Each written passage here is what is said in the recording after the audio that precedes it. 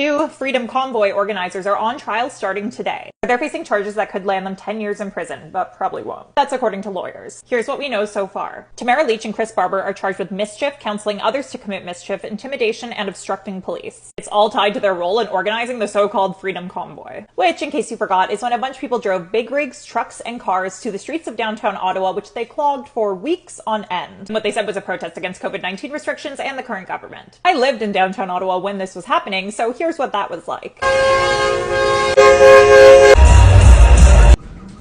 Today, in an opening statement, the Crown said Lich and Barber are not on trial for their political beliefs, but rather the means they use to achieve their goals. The Crown is claiming to have a bunch of evidence, including some we haven't seen before, to make their case. And they plan to call 22 witnesses, including police, city officials, and the former mayor. In order to prove several of these charges, the Crown is going to have to demonstrate that Lich and Barber actually pushed protesters to defy police orders to clear out the streets. And if they did, whether that was actually a criminal act. As I'm filming this, we haven't heard from the defense yet today. But in a joint statement released on Friday, Lich and Barber's lawyers tried to frame the central issue of this case as being about whether, quote, the actions of two of the organizers of a peaceful protest should warrant criminal sanction. Though I think residents facing hearing loss, families who missed their kids' chemo appointments, or the people who had to go down into their parking garage to get any sleep away from the noise, they might dispute that peaceful framing. And the trial itself is expected to last at least 16 days. What do you think of all this?